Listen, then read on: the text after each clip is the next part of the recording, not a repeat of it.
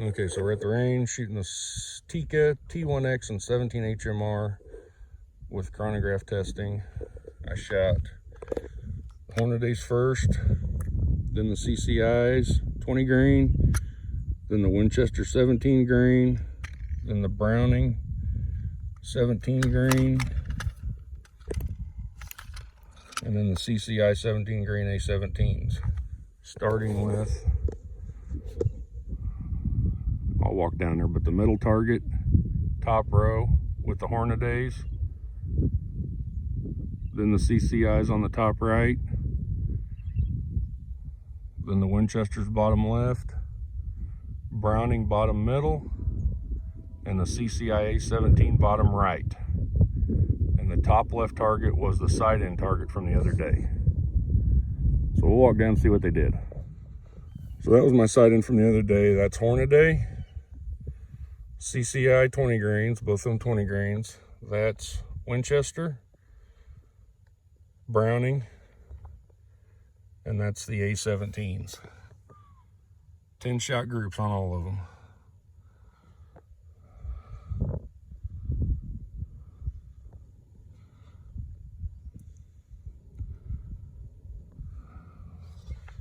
And that's at 50 yards.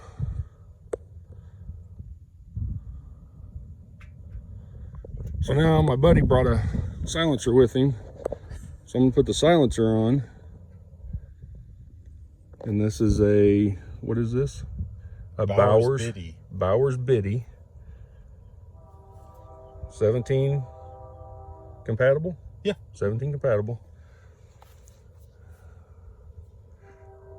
So I don't know, maybe we should run the Hornadays through it and see if it shrinks that group up any, because I mean the rest of the groups are, it's phenomenal. Yeah, that's shocking. And I don't like that, because that's 17 grain bullets, and I don't like 17 grain bullets in my 17 HMR, but I like shooting the 20s. Okay, so we're gonna put the silencer on. We're gonna reshoot the Hornaday 20 grains and see if it shrinks that group up any. I'm gonna shoot at the same target. So that's what it looks like before. And then we'll get an after once we shoot 10 rounds with the silencer on. So there's the suppressor on. I don't have enough ammo. I've only got 5 rounds of the Hornaday. So we're gonna do 5 rounds at the same target at 50 yards. And do chrono and see if the silencer has any effect on the velocities. So we'll do that. Okay, since I only had 5 rounds, those 3 and those 2 were with the suppressor on with the 20 grain Hornaday XTPs. And these are 10 shots without the suppressor. And that's 5 with, because I only had 5 shots left, 5 shells left. So between acclimating the barrel was my first 2 shots, and then these are the last 3 shots between acclimating the barrel to the round, and I would say, being it's a brand new gun, excuse me, getting the barrel seasoned in, or broke in, I would say that ain't too bad.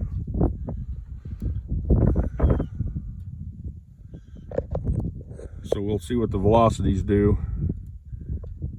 on the chronograph. Okay, so that's my buddy's group, and he was aiming right at the bottom of the bullseye. He wasn't aiming dead center, he was aiming right at the bottom. So that's 9 shots. There's a shot there we got to figure out if that was him or me, because I got 9 here, he's got 9 here. So we'll figure out what that was later. But that's with the silencer. Yeah. Without the silencer. My group, his group. Your group, which could be the difference of just us shooting. All right. So that's 9 more shots of the CCI A17 with the suppressor compared to what it was before. So there's 9 shots, there's 10 shots without, there's 9 shots with.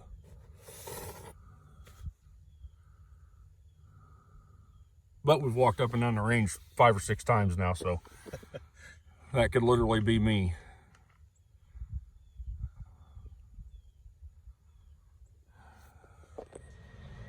Okay, so we're back home, going over the groups and everything. Start up here with a Hornet Good Day, Hornet Day, 20 grain XTPs. This group was without the silencer, measured 1.220. This 5-shot group was with the silencer, measured 0.530. CCI 20 grain game point, no silencer, 0.705. And I'm thinking this was a 22. I put it here pulled first shot, but I think this here was the 22 that we were playing around with some 60 grain subsonics. This was a flyer from his group, but this is his 10-shot group with the silencer, and it measured 0.900. Go down here to the Winchester 17 grain Super X, no silencer, measured 0.860. Browning BPR 17 grain, no silencer, measured 1.320. And before we go any further, I'm gonna jump back up here to the Hornet Days. Notice the point of impact shift with the silencer and without. Now here's where things get kind of interesting.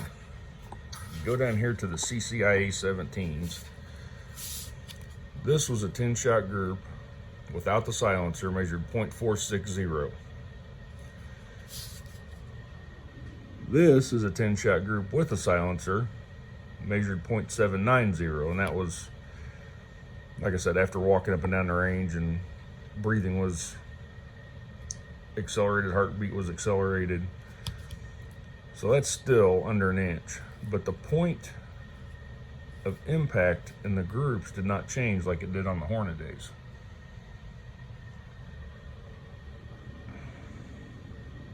So that's interesting. So that was with the Tikka T1X and 17 HMR. All groups at 50 yards. So I just thought that was a little interesting. And this is messing around with 22. But I think that's probably the load I'm going to go with, the CCIA 17s. And in the next video, if I can figure out how to do it, I'm going to print off the chronograph readings that I got from my chronograph and go over that, because the readings I was getting was